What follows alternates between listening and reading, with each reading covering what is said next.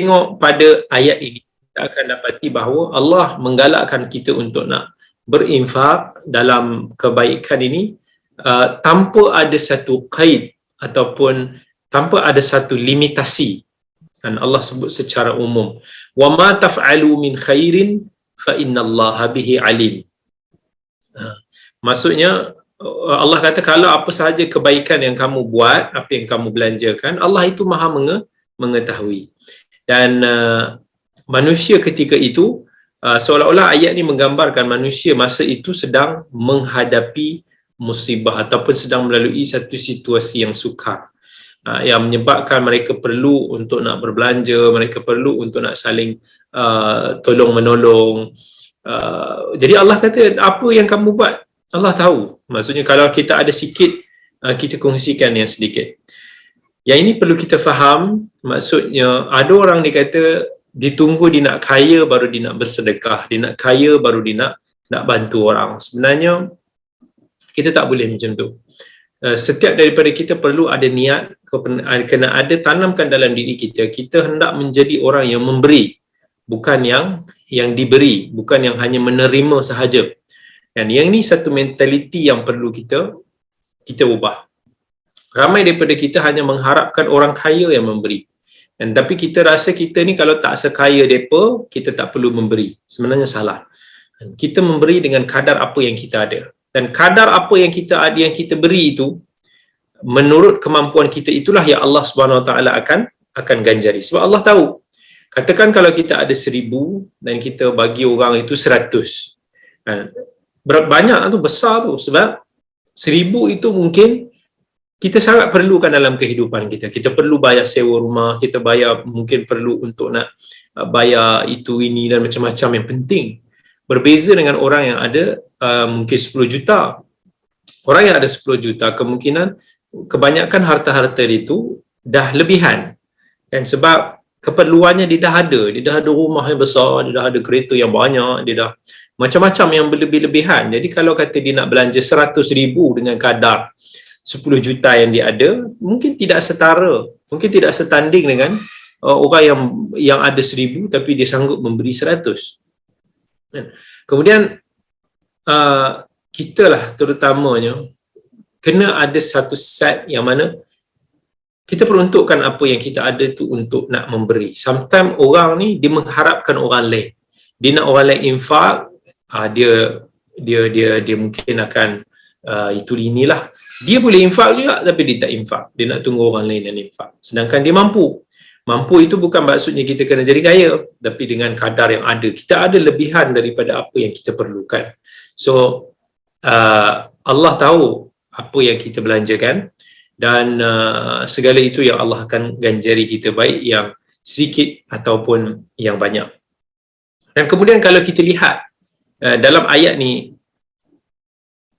soalan bertanya, yas'alunaka madza yunfiqun. Mereka bertanya apa yang kita nak beri ataupun berapa kadarnya. Tetapi Allah tak jawab dalam ayat ini. Allah tak spesifikkan kadar yang wajib kita nak kita perlu ataupun kita perlu beri. Tetapi Al-Quran hanya turun ayat dalam konteks ini hanya untuk menjelaskan tentang asas-asas syariah.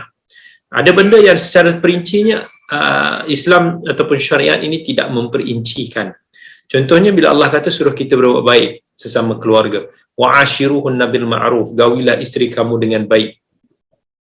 Mu'asyarah bil ma'ruf ini Allah nyatakan secara umum, tetapi tidaklah diperincikan satu persatu. Contohnya kena cakap tu suara tinggi ke, suara rendah ke, berapa lama, macam mana secara detailnya, tidak diperincikan. Sebab perkara itu bila diumumkan dalam Al-Quran, perkara itu boleh menjadi subjektif, mengikut tradisinya, mengikut suasananya, mengikut budayanya, dia boleh berbeza-beza. Tetapi perbezaan itu mestilah menepati konteks asas syariah itu. Means kalau kita kata tadi mu'asyarah bil ma'ruf, mestilah dengan kadar yang menepati mu'asyarah bil ma'ruf itu. Mungkin ada seseparuh keluarga yang mana bentuk mu'asyarah bil ma'ruf itu dia perlu untuk nak ada orang gaji. Contohlah, sebab apa? Contohnya si isteri ni dia daripada keluarga senang, so dia dah biasa daripada dia kecil, ada orang serve dia, ada orang ni, dia dah membesar begitu dah, jadi darah daging ni. Jadi kalaulah si suami ini berkahwin dengan isteri dia dengan niat tiba-tiba pula nak isteri dia transform untuk jadi orang yang pandai masak, pandai itu macam menguruskan itu dan ini, mungkin isteri dia akan stres, isteri dia mungkin akan rasa tertekan sebab dia tak familiar yang itu, dia tak biasa yang itu. Jadi suami kena faham. Jadi mungkin dalam keadaan itu, jika si suami mampu, maka usahakan untuk nak berikan dia satu kehidupan yang tidak begitu jauh beza dengan kehidupan yang lama. Tetapi pada masa yang sama, mereka sentiasa work on together untuk nak mencari satu persefahaman, mencari satu kesepakatan dalam usaha sama-sama nak mencapai muasyarah bil ma'ruf, pergaulan yang baik. Ada keluarga tak perlu. Ada keluarga begini, ada keluarga begitu. Islam tak perincikan, you kena ambil ni, you kena benda ni, you kena buat ni, tak. Tapi Islam hanya menyebut asas yang penting. Begitu juga di dalam soalan yang diberikan oleh mereka yang bertanya kepada Nabi SAW ini. Kadar kita nak berkongsi, kita nak memberi kepada orang tidak ditentukan, melainkan kadar zakat yang wajib itu. Tetapi dalam kadar kita nak berinfak, kadar kita nak berkongsi dan sebagainya, yang ini adalah bergantung kepada konteksnya, bergantung kepada kemampuan kita, bergantung kepada keperluan semasa, bergantung kepada keadaan dan sebagainya. Maka boleh berbeza kita berikan. Contoh, kalau kita nak kongsikan sedikit pendapatan kita dengan isteri kita misalnya, nafkah kan, so nafkah tu wajib lah, bagi ekstra lah. Mungkin ada keluarga yang dia boleh bagi banyak, ada keluarga yang mungkin dia tak perlu bagi. Contohnya, kalau dia beri, isteri dia jenis yang akan inilah yang belanjakan ke arah yang tak baik lah. So tak perlu. So keadaan itu boleh berbeza di antara satu sama yang lain. Tetapi pokoknya adalah buat baik mulakan dengan diri kita dan keluarga kita. So kena faham di dalam Al-Quran ataupun hadis Nabi SAW, sekiranya ada satu perintah ataupun perintahlah yang disuruh kepada kita, tapi tak diperincikan, dia hanya sebut secara mutlak, secara umum sahaja. Perincian itu berbalik kepada keadaan, berbalik kepada kita, berbalik kepada budaya, adat, boleh jadi subjektif perkara itu. So itu orang panggil, itu yang dipanggil salah satu bentuk samahatul Islam, toleransi Islam, keluasan agama Islam itu. Kemudian Allah berpindah kepada perbincangan yang seterusnya.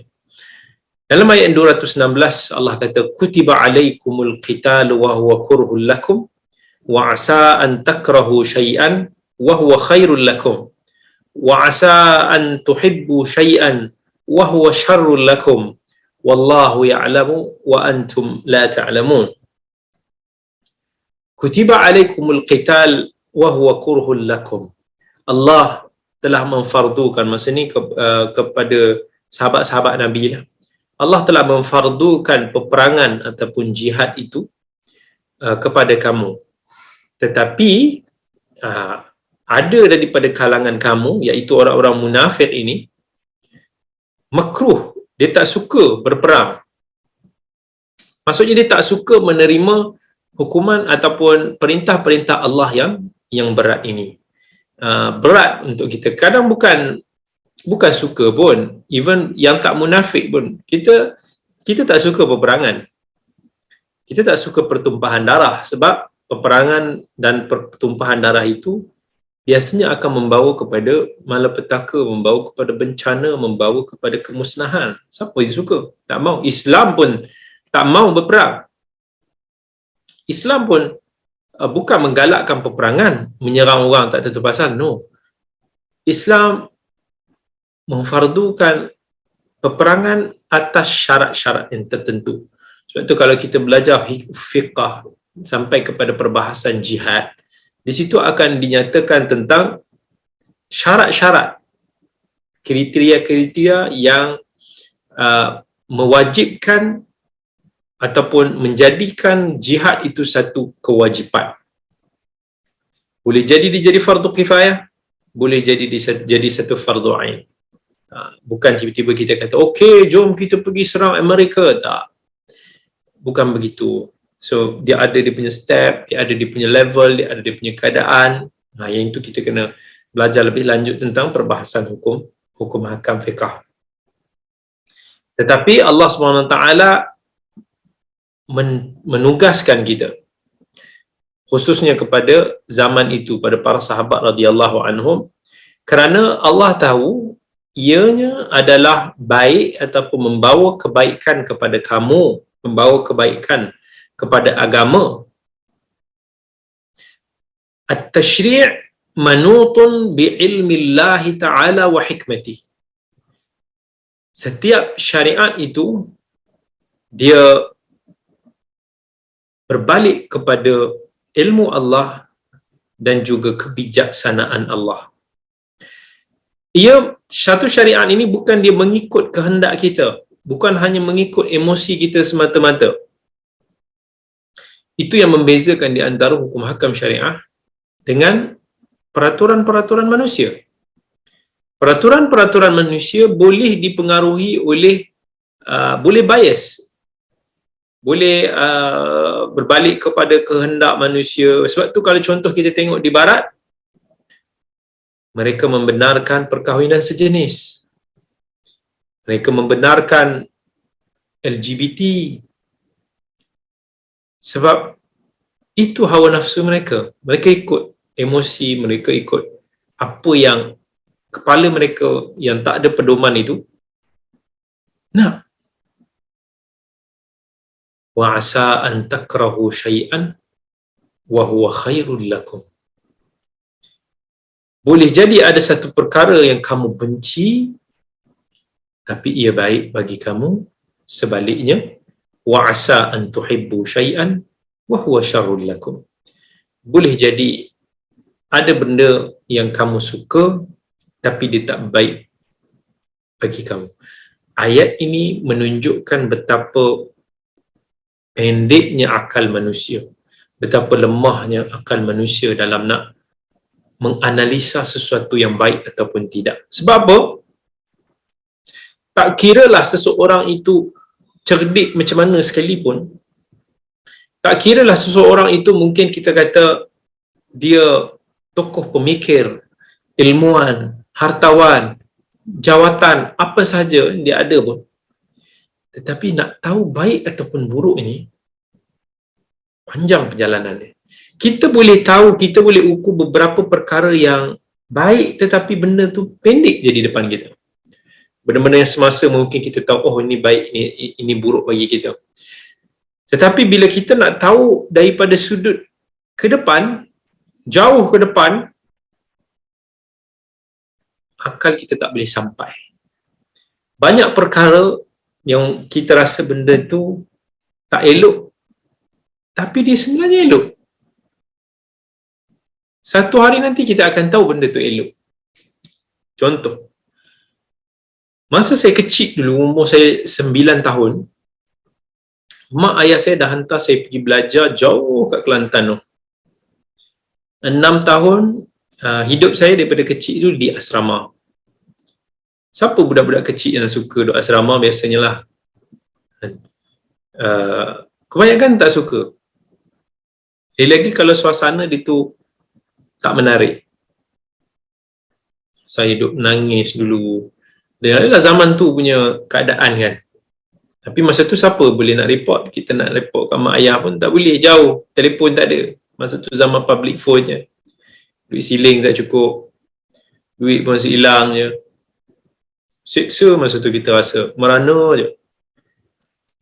Masa tu kita doa nak matilah, apalah macam-macam, sebab dulu kan kena belasah lah, kena apa semua. Dan kalaulah diikutkan pengetahuan kita pada masa itu, saya akan rasa kehidupan itu tidak baik. Seolah-olah keputusan yang dibuat oleh mak ayah saya itu tak bagus untuk saya. Itu apa yang saya rasakan ketika itu. Tetapi selang 30 tahun kemudian, pada hari ini saya rasakan sebaliknya. Kalau ditanya, saya akan kata alhamdulillah. Kesusahan yang saya lalui dulu, cabaran yang kita tempuhi dulu, itulah yang telah membina pengalaman kita, yang telah membina kekuatan dalam diri kita, yang telah membina jalan yang kita sedang lalui pada hari ini. Segala kebaikan yang Allah berikan kepada saya pada hari ini, apa jua bentuk kebaikan? Kalaulah ianya bukan daripada apa yang saya timba pada masa yang dulu, mungkin saya tak mampu untuk berada pada keadaan ini pada hari ini. Mungkin jalan yang saya pilih, jalan-jalan yang rewang-rewang, jalan sana, jalan sini, Allah yang Maha tahu. Saya tak tahu. Saya tak tahu. Boleh jadi ada benda tu yang saya rasa tak elok, rupanya baik. Dan hari ini saya rasakan. Tetapi ada lagi yang saya masih tak tahu. Sebab apa? At the end of the day, baik ataupun buruk itu dengan apa yang kita dapat dekat akhirat nanti.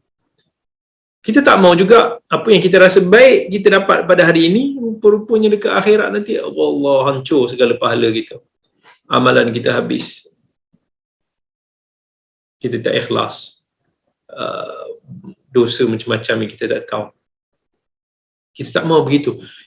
Kita tak tahu apa yang baik dan buruk kita until kita sampai dekat mahsyar nanti. Masa tu baru kita tahu jalan yang kita lalui dekat dunia ni baik ataupun tidak. Kan?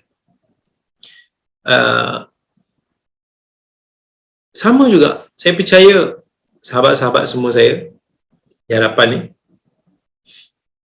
masing-masing mungkin ada melalui satu keputusan yang perlu diputuskan benda baik ataupun tidak. Masa tu kita rasa mungkin keputusan itu salah.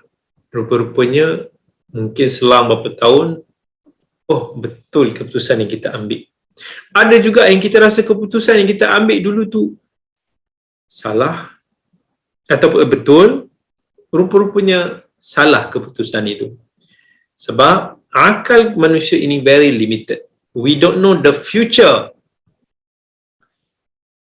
Kita tak tahu apa yang relate, nak dapat baik ataupun jahat tu dia akan relate tu macam-macam perkara.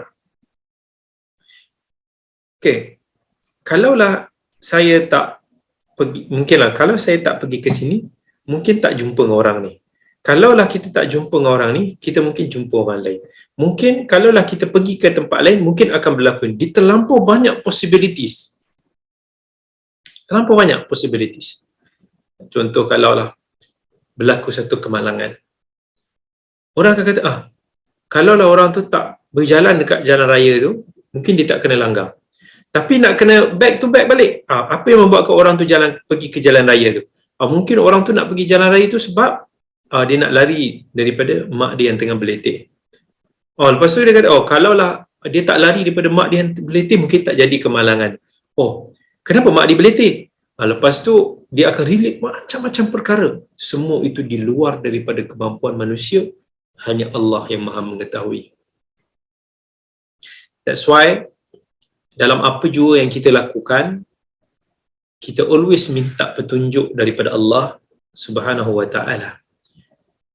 Dalam keputusan-keputusan besar yang kita nak ambil, kita mohon petunjuk daripada Allah. Sebab tu Islam ada apa yang dinamakan sebagai istikharah. Kita doa pada Allah. Kalau kita hayati doa istikharah daripada Nabi sallallahu alaihi wasallam, it's very powerful, very very very powerful. Allahumma inni astakhiruka bi'ilmik wa astaqdiruka biqudratik. Ya Allah, aku memohon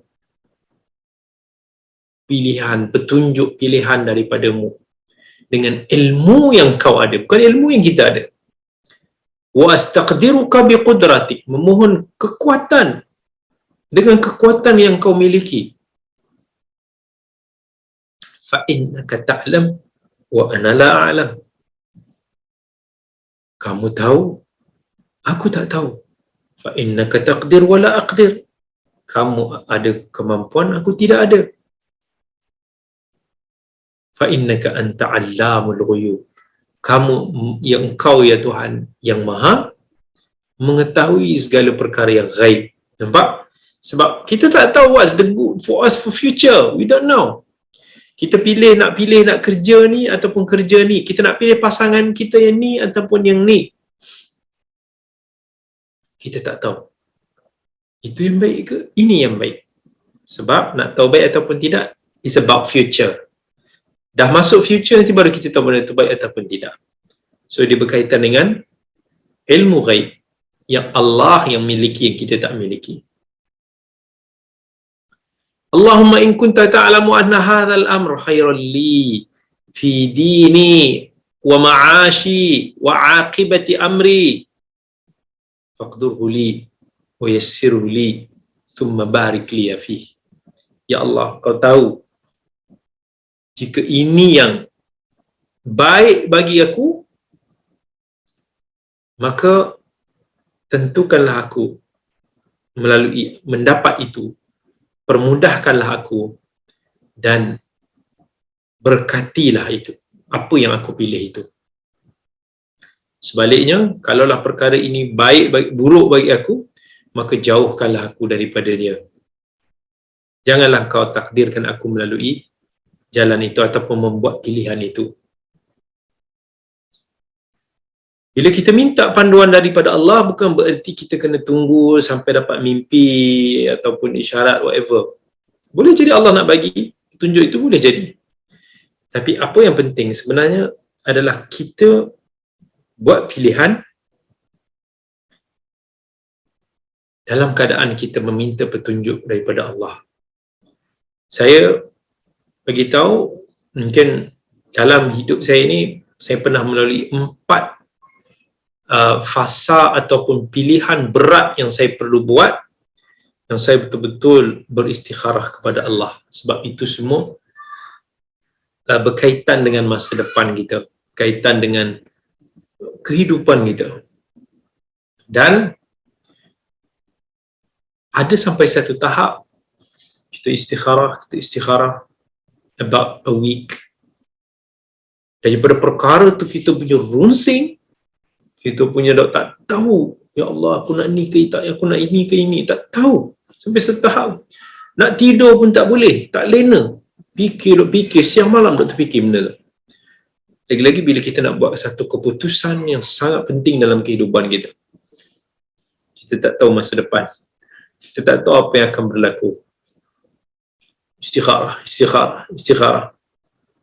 Sampai yang dekat seminggu ataupun lebih kurang seminggu itu, suddenly Allah lapangkan. Suddenly apa yang kita tu sekabut masa tu, tiba-tiba clear as a sky. Tiba-tiba hati kita jadi tenang, jadi lapang, dan kita firm nak ambil keputusan tu. Positif. Dah tak seperti semalam ataupun hari-hari yang sebelum. Tawakkal ala Allah. Kita doa, ya Allah, aku telah membuat keputusan ini dan aku memohon supaya engkau permudahkan ia. Semoga engkau tentukan yang baik dengan keputusan yang aku pilih ini dan berkatilah pilihan aku ini. Dan alhamdulillah, Allah dorongkan macam-macam jalan kebaikan lagi selepas daripada itu. Alhamdulillah. Sebab tu Allah kata pada hujung ayat ni, wallahu ya'lamu wa antum la ta'lamun. Allah tahu sedangkan kamu tak tahu. Ingat tu, Allah tahu sedangkan kamu tak tahu. Apa saja pilihan yang penting dalam hidup kita, minta istikharah daripada Allah. Jangan kita terlalu yakin dengan ilmu yang kita ada, dengan justifikasi yang kita ada. Kita tak cukup knowledge berkaitan itu. Apa sahaja, termasuk kita nak melabur dalam ini ke, kita nak berniaga ini ke, kita nak hantar anak kita sini sana ke, istikharah kepada Allah. Itu adalah jalan yang terbaik. Kita berdoa, kita selalu relatekan antara diri kita dengan Allah, kita iktiraf pengetahuan Allah, kita bergantung harap kepada keputusan daripada Allah Subhanahu wa Ta'ala.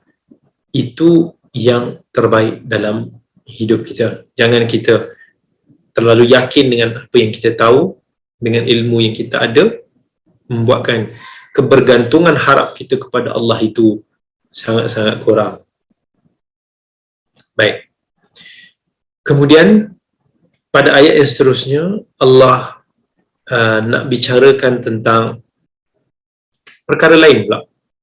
Dia ada kaitan dengan qital ataupun jihad, tetapi ia berkaitan dengan hukum hakam berperang di bulan haram. Boleh jadi soalan ini yang ada dalam ayat ini sebelum turunnya ayat-ayat jihad yang telah berlalu sebelum ini, yang Allah telah sebut tentang hukum berperang ataupun berjihad pada bulan haram. Sebelum ni Allah ada sebut asy-syahrul haram wa bisyahril haram wal hurumatu qisas, ayat 194. Dan ada Allah dah ceritakan. Dan ini berkaitan dengan satu kisah dalam sejarah. Sebelum berlakunya peperangan Badar, Nabi SAW ada utuskan operasi Abdullah bin Jahash, yang daripada operasi ini dah berlakunya satu pertempuran yang pertama lah. Pertempuran kecil sebelum pertempuran peperangan Badar, dan ada kesannya untuk kepada berlakunya peristiwa peperangan Badar itu. Cuma dalam proses operasi Abdullah bin Jahash yang dikejar musuh masa tu, sampai terbunuhnya, dia terpaksa beroption, sama ada dia nak serang ataupun orang tu balik terlepas. Ketika itu dah masuk bulan haram, jadi dia ambil keputusan untuk nak serang.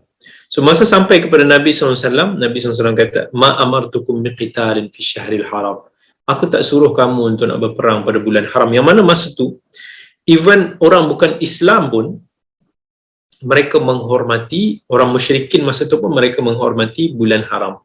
Walaupun mereka bukanlah hormati, mereka tak hormati pun, tapi dia dah jadi satu tradisi pada masa itu. Bulan haram ini dia ada keistimewaan dia, kita kena jaga-jaga sikit lah.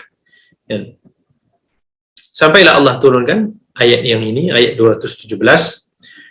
Allah kata, yas'alunaka 'anil syahril haram qitalin fihi qul qitalun fihi kabirun wa saddun 'an sabilillahi wa kufrun bihi wal masjidil haram wa ikhraju ahlihi minhu akbaru 'indallah wal fitnatu akbaru minal qatl ولا يزالون يقاتلونكم حتى يردوكم عن دينكم إن استطاعوا ومن يرتد منكم عن دينه فيمت وهو كافر فأولئك حبطت أعمالهم في الدنيا والآخرة وَأُولَٰئِكَ أَصْحَابُ النَّارِ هُمْ فِيهَا خَالِدُونَ. Allah kata, yas'alunaka 'anil syahril haram. Kamu bertanya pasal berperang, hukum berperang pada bulan-bulan haram, kan? Bulan haram ni ada 4: Rajab, Dzulqa'dah, Dzulhijjah dan juga Muharram. Allah kata qul qitalun fihi kabir, katakanlah berperang pada bulan-bulan tersebut besar dosa dia. Tetapi ada perbincangan para ulama tentang ayat ini. Jumhur ulama mengharuskan berperang pada bulan-bulan haram.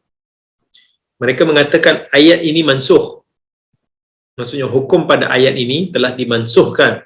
Pada permulaan yes, tetapi kemudiannya Allah telah memberikan kebenaran untuk berperang mengikut maslahat. Kalau peperangan itu berlaku pada bulan haram, maka berlakulah. Takkanlah pada bulan haram kalau musuh menyerang kita tak boleh nak berperang untuk nak mempertahankan diri. Okay?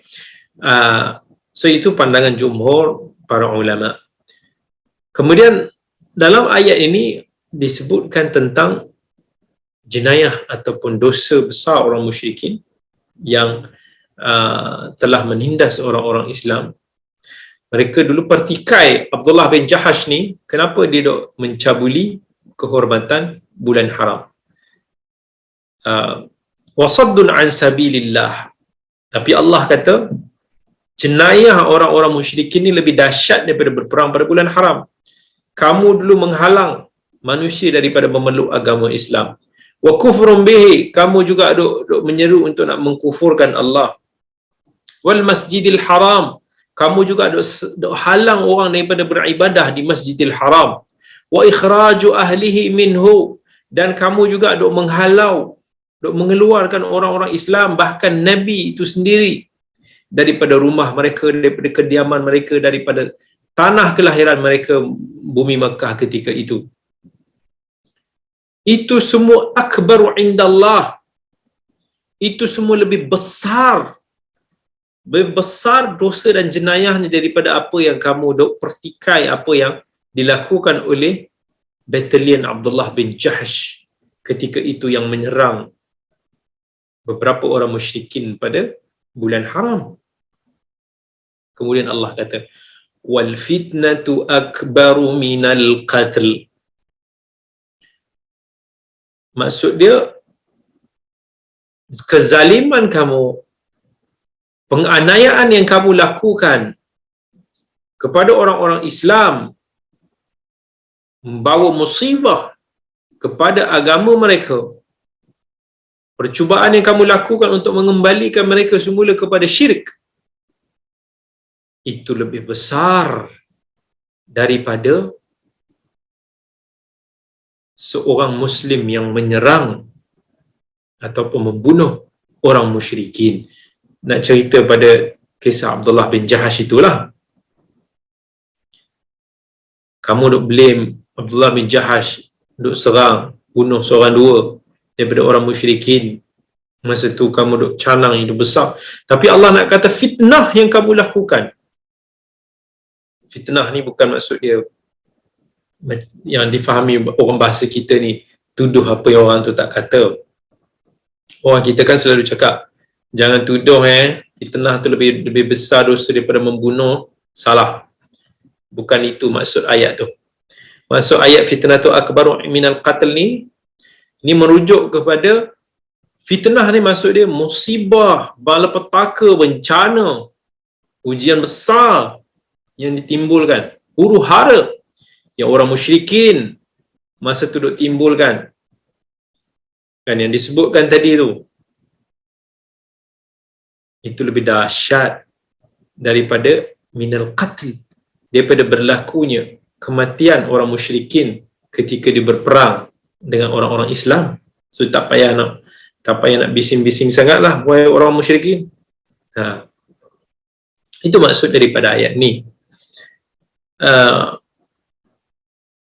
Wala yazaluna yuqatilunakum hatta yaruddukum an dinikum in istata'u. Orang-orang musyrikin ni selagi mana dia mampu, mereka ni akan sentiasa untuk nak mengacau, untuk nak menimbulkan huru-hara di kalangan orang-orang yang beriman supaya mereka boleh meninggalkan agama Islam itu. Samalah kalau kita tengok kehidupan kita pada hari ini, walan tarda ankal yahud walan nasara hatta tattabi'a millatahum.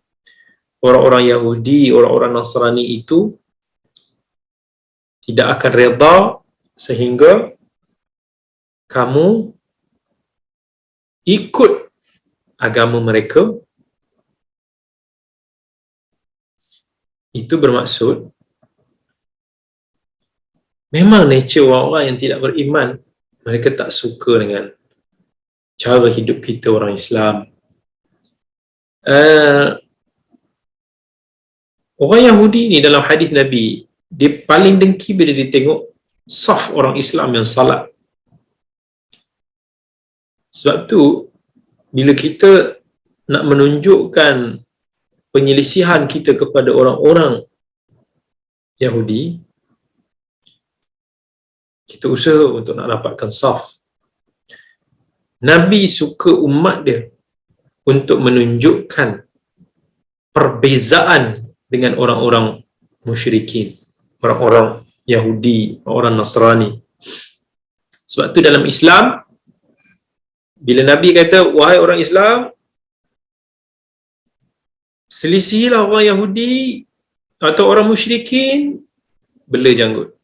Pendekkan misai. Adalah janggut tu, janganlah licin. Makan dengan tangan kanan. Orang bukan Islam, dia makan dengan tangan kiri. Cara hidup pun sama. Mereka tak suka tengok kita solat, saf kita rapatkan saf, selisihi keinginan, dan mereka tak akan pernah nak redha, setuju dengan cara hidup itu. Sebab tu Barat ni kadang-kadang kita tengok pelik. Dia dok condemn orang, dia dok kata yang mereka ini freedom ataupun boleh freedom of speech, freedom country, boleh cakap apa je, nak buat apa saja. Tapi mereka tidak boleh memberikan kebebasan itu kepada seorang mukmin dan mukminah untuk memilih pilihan mereka. Bila mereka lihat seorang muslimah itu memakai hijab, mereka akan kata ini sekian. Dipaksa ataupun dia ditekankan untuk nak cabut. Sedangkan itu pilihan dia. Bukan dia dipaksa. So ada Muslim, orang yang beriman, dipilih mengikut apa jalan agama, kehendak agama. Dia nak suruh juga mereka itu berpakaian seperti mereka. Dia tengok orang pakai hijab, dia kata ni wanita ditindas. Sedangkan itu pilihan masing-masing. Mereka sendiri pun tak boleh nak menghormati. Mereka tak setuju Islam disebar luas. Mereka benci bila tengok orang-orang Islam. Bukan semua, tapi ramai. Mereka nak kita ni hidup macam mana mereka. American dream. Dia nak kita ni ikut lifestyle mereka, cara pakaian mereka, tengok percakapan mereka, penampilan mereka, cara hidup mereka. Dan inilah yang telah mengubah umat Islam hari ini daripada satu ummah yang gagah, yang mulia dengan agama mereka, kepada satu ummah yang lemah, yang malu dengan agama sendiri. Wa may yartadid minkum an dinihi fayamut wa huwa kafir. Allah kata siapa yang berpaling ataupun murtad daripada agamanya Islam, mati dalam keadaan kafir, faulaika habitat a'maluhum, apa-apa kebaikan yang mereka lakukan ketika Islam dulu terbatal, hilang ganjarannya, baik di dunia, fid dunya wal akhirah. Di dunia mereka akan dihukum, mereka akan dihukum dengan hukum hudud, mereka akan terfasakh perkahwinan mereka, mereka juga tidak dapat mewarisi harta, dan di akhirat wa ulaika ashabun nar, mereka itu termasuk dalam kalangan penghuni-penghuni neraka, hum fiha khalidun, dan mereka itu kekal di dalamnya.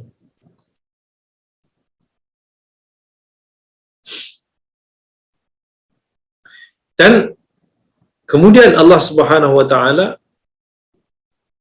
menyebut ayat 218,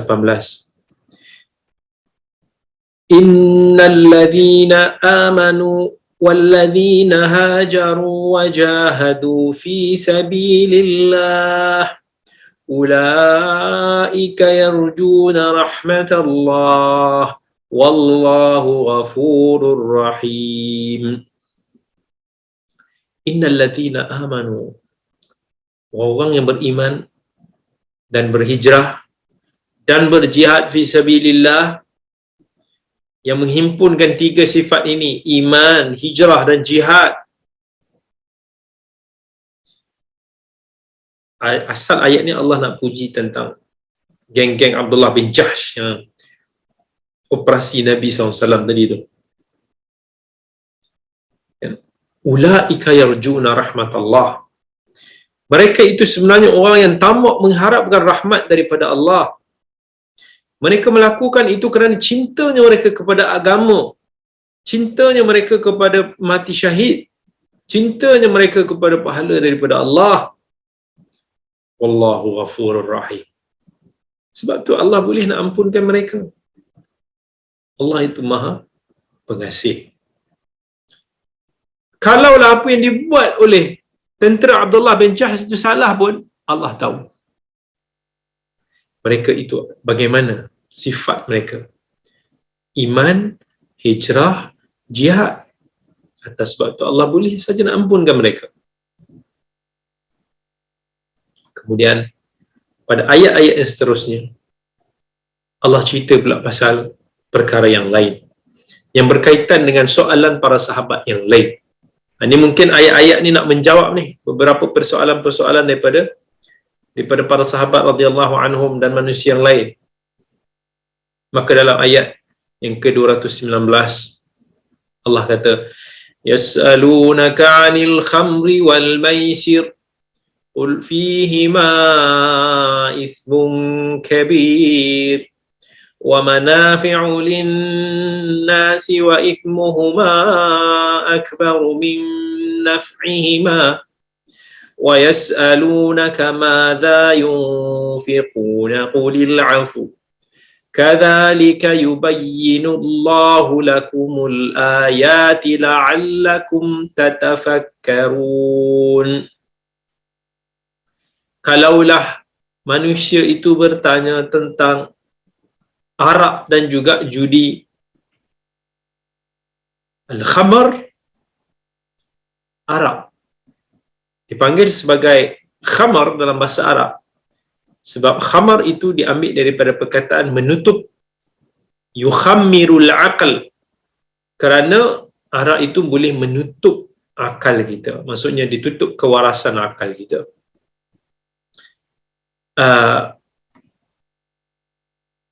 Maisir dalam ayat ni maksudnya judi, yang mana judi ni kita pun tahulah betapa bencananya lah kepada manusia. Sebab judi ni dia bergantung kepada nasib. Dia tak ada, it's only, it depends. Dia tak ada satu skill yang khusus. You dapat, kita dapat. Budaya judi ni dah lama dah, daripada masyarakat jahiliah dulu, sebelum dia lagi dah. Dan Islam memerangi perjudian. Islam memerangi minum arak. Sebab ini semua boleh mencemarkan maqasid syariah,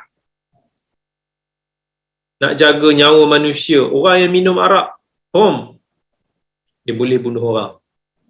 Orang yang kalah judi, boleh bunuh orang. Nak jaga nasab manusia, orang yang mabuk ni, dia boleh je berzina, dia boleh hanya merogol orang sana sini. Sebab akal dia tak ada. Ummul khaba'ith. Arak ni adalah ibu segala kejahatan. Manusia bila dia tak ada kewarasan, lebih teruk daripada binatang. Tak boleh nak fikir. Bahkan dia akan ikut hawa nafsu, dia akan ikut bisikan syaitan. Haiwan ni dia ikut nature dia lah. Dia tak ada syaitan nak kacau dia. Tapi manusia ni, kalau minum arak ni dah tak ada akal, tapi kena ikut syaitan. Jadi soalan sahabat ni menunjukkan para sahabat ni dia concern. Mereka tahu, mereka sedar, even sebelum pengharaman khamar dan juga perjudian ni, mereka tahu there is something wrong with this tradition, with this activity. Even though they loves it, tetapi mereka tahu benda ini boleh memudaratkan mereka. Para sahabat, iman mereka kuat. Dia tak macam kita. Kalaulah kita dah terbiasa dengan satu-satu dosa ni, kalau boleh kita tak mau tahu benda tu haram. Kalau boleh kita nak mencari jalan supaya benda tu boleh dihalalkan. But para sahabat no. Mereka nak tahu if benda tu wrong, we will live it. If benda tu baik, we will do it. Sebab tu bila Allah nak turunkan pengharaman arak ni, Allah sebahagian daripada rahmat Allah, Allah tidak turunkan pengharaman itu sekaligus. Sebab ketika itu para sahabat masih lagi duk terikat ataupun tak boleh nak tinggalkan arak tu, sangat kuat, ketagih. Ini sampailah 3 step Allah nak suruh sahabat tu tinggal, nak menunjukkan dalam Islam, if kita tengok seseorang itu memang melekat pada satu-satu dosa ni, jangan kita push dia terus untuk ditinggalkan. Give him time, guide, slowly. Kan? Jangan terus boom sekaligus. Even tak kira lah orang tu nak dapat hidayah ke. Jangan. Contoh ada orang tu, ada wanita muslimah, dia nak berubah, nak berhijrah. Tapi dia still cannot accept untuk nak memakai tudung, contoh. Maka janganlah pada kali pertama tu, boom, kau kena pakai tudung. Kau tak pakai tudung, ya Allah, buat apa kau berhijrah? Tak payah, kau pergi je lah. Jangan campur dengan kami. Salah. Kan? Probably she will take years untuk nak berubah tu, nak dapat hidayah, nak dapat kekuatan. Jangan cela, jangan hina, jangan jauhi. Selagi mana kita tahu dia nak kebaikan, selagi mana kita tahu dia cintakan Allah dan Rasul, bagi masa. Tapi kadang-kadang kita sedih bila kita tengok, contohnya bila netizen komen, banyak daripada kita yang banyak suka bagi komen negatif instead of positive comment. Orang tu tak sempurna, kita pun tak sempurna, tapi orang tu nak mencari kebaikan, but dia belum dapat bimbingan, dia belum cukup ada kekuatan, tapi kena bash dengan netizen, kena perli, kena troll, kena ni. Sebab tu saya tak suka orang yang suka provokasi, orang yang tak jaga mulut, orang yang duk tembak orang sana sini. Sebab hakikatnya dia akan buat orang tu lebih jauh daripada hidayah. Ini termasuk juga kepada agamawan pun ada. Ustaz-ustaz pun sama juga. Sometimes kita lebih suka tibai. Kita tibai daripada kita dok ajak ataupun kita nak mendekati. Kita lebih suka menggunakan bahasa-bahasa yang provokatif daripada kita menggunakan bahasa yang lunak. Sedangkan orang tahu Allah kata fabima rahmatin minallahi lintalahu. Dengan rahmat yang Allah kurniakan kepada kamu, lunaklah dengan mereka. Walau kunta faddan ghalidhal qalbi lam faddu min hawlik. Kalaulah kamu duk faddan ghalidhan, duk tunjuk permusuhan, duk tunjuk keras, duk tunjuk benda-benda yang pedih lah, sama duk provokatif ke, sindir ke, sinis ke, orang akan lari. Yang tak lari tu geng-geng kita je, yang syok ni sama-sama. Oh dok ni sama-sama dok jack sana sini. Tapi manusia ramai, orang memerhati, ramai orang yang tak baca, ramai orang yang tak komen, ramai orang yang tak ni, dia perhati. Especially pihak yang kita nak cuba bawa hidayah itu, kita lebih suka mengamalkan pendekatan permusuhan daripada pendekatan lunak yang mendekati. Allah kata kepada arak, Allah kata kepada judi, qul fihima ithmun kabir. Katakanlah kedua-duanya berdosa besar.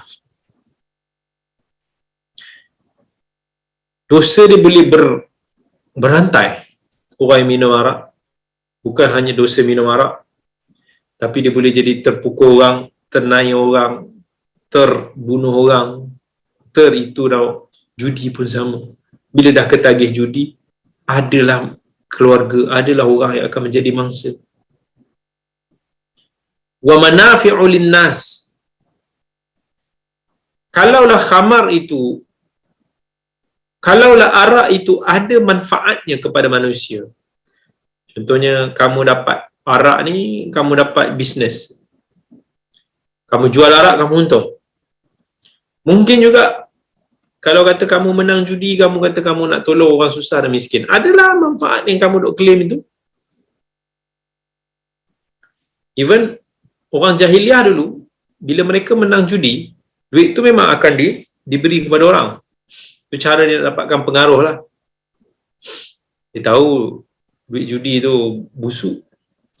Dia tak pakai untuk diri sendiri dan keluarga, tapi dia dok bagi kepada rakyat marahin supaya sokong mereka, supaya respect mereka.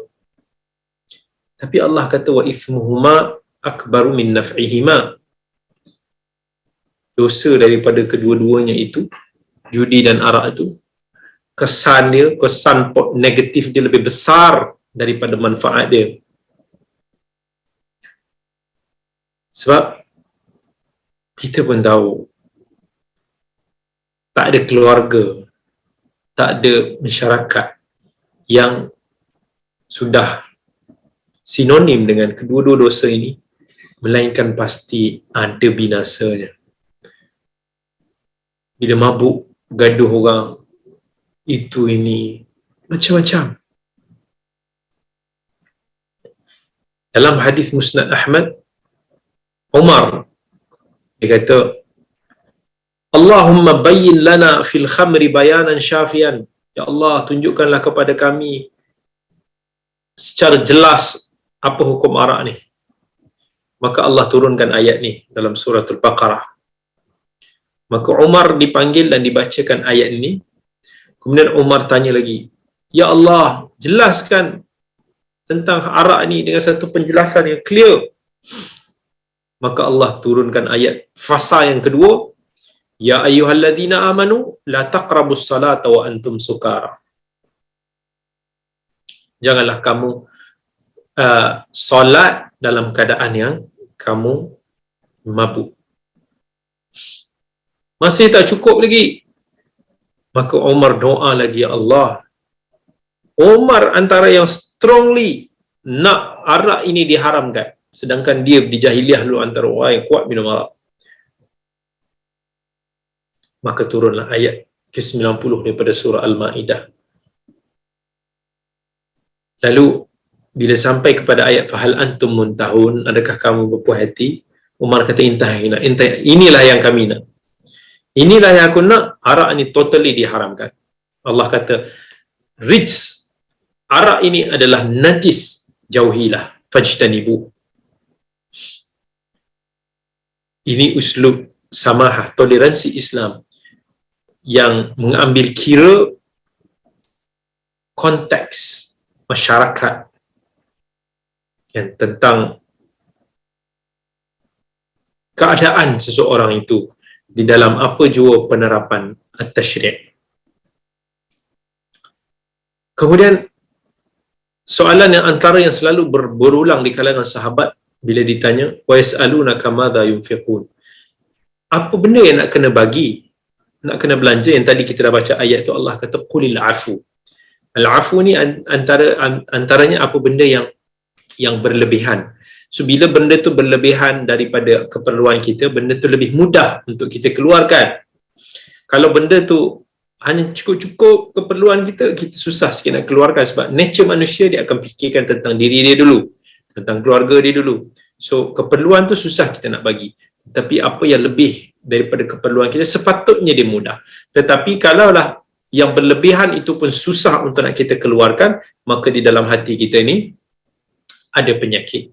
Dalam hadis Hakim bin Hizam, Nabi SAW beritahu afdalus sadaqati atau khairus sadaqati an dhahri ghinan wal yadul ulya khairun min yadi sufla wabda'u biman ta'ul. Hadis riwayat Muslim. Tangan yang memberi itu lebih baik daripada tangan yang di bawah. Tangan di atas itu lebih baik daripada tangan di bawah. Maksudnya yang memberi itu lebih baik daripada yang menerima. Wabda' biman ta'ul, mulakanlah dengan orang yang di bawah tanggung jawab kamu. Sebaik-baik sedekah itu am-dhahri ghinan. Am-dhahri ghinan maksudnya apa yang kita dah tak perlulah. Tak perlulah manusia, tapi manusia ni mana nak cukup semua benda dia rasa dia perlu kan. Dia perlu kepada dah ada 5 biji kereta, dia perlu lagi kereta ke-6, dia perlu lagi kereta ke-10. Itulah manusia. Dan dah ada 2 biji rumah, dia masih lagi perlu. Itu hawa nafsu. Use your wisdom untuk nak mengukur apa yang keperluan, apa yang kehendak. Kadzalika yubayyinullahu lakumul ayat la'allakum tatafakkarun. Begitulah Allah menjelaskan kepada kamu urusan-urusan dunia akhirat supaya kamu boleh berfikir mana yang baik, mana yang tak baik. Okey, Assalamualaikum Ustaz. Kita lain soalan. Satu soalan ni daripada Zoom, dia tanya, Ustaz, waktu bila yang afdal untuk solat istikharah dan perlukah doa dibaca dengan bahasa Arab? Baik. Nak kata waktu yang terbaik, sebenarnya bila Nabi kata tentang istikharah ni, Nabi ajar sahabat yang untuk beristikharah tu, Nabi kata bangun solat 2 rakaat dan kemudian doa dengan doa ini. Maksudnya any kind of solat sunat yang kita boleh lakukan anytime. Sebab solat sunat ni kita boleh lakukan basically pada bila-bila masa. Tetapi antara waktu yang paling afdal untuk nak kita berdoa kepada Allah ketika kita bersolat adalah 1/3 malam, 1/3 akhir malam.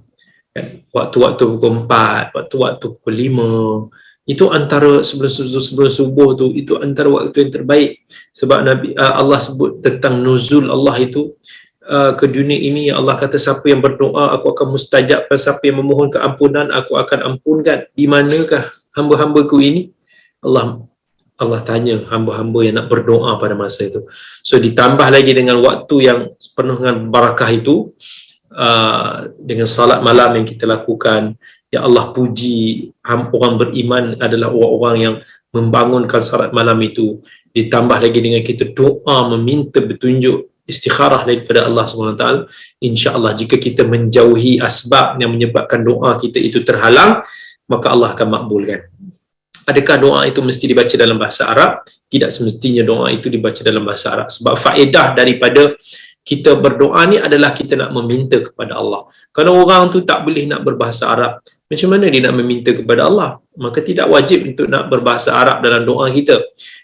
cukuplah kita tahu membaca Al-Quran dengan kadar yang wajib, Fatihah kita itu, bacaan-bacaan dalam solat tu kita betulkan. Tapi nak berdoa dengan Allah, fad'ullah bima syi'tum, doalah kepada Allah dengan apa-apa yang kamu nak. So macam mana kita nak berdoa dengan apa yang kita nak kalau ada barrier penghalang bahasa itu? So bahasa hanyalah satu wasilah, tapi itu bukan satu measurement kepada intelligence orang. Dia hanya sebagai satu perantara. So doalah apa yang kita inginkan kepada Allah. Yang doa yang terbaik adalah doa yang kita boleh faham. Tapi kadang-kadang orang nak doa dekat majlis, doa ini apa semua, konon nak doa bahasa Arab tapi haprak orang tak faham. Dan kita macam mana kita nak doa sesuatu, mohon sesuatu yang kita tak faham? If you want to ask, you have to understand what you're asking. So then barulah yang nak memberi itu tahu, faham apa yang kita nak minta tu, dan lebih mustajab lah, insyaAllah. Wallahu ta'ala alam. InsyaAllah kita sambung lagi pada masa yang akan datang. Aqulu qawli hadha wa astaghfirullahal azim li wa lakum. Saya ucapkan dulu sebelum itu, terima kasih banyak kepada pihak penganjur, Qulul Ihsan, sahabat-sahabat kita di Zoom, di live IG dan juga di FB, semualah yang menonton kita pada malam ini. Assalamualaikum warahmatullahi wabarakatuh.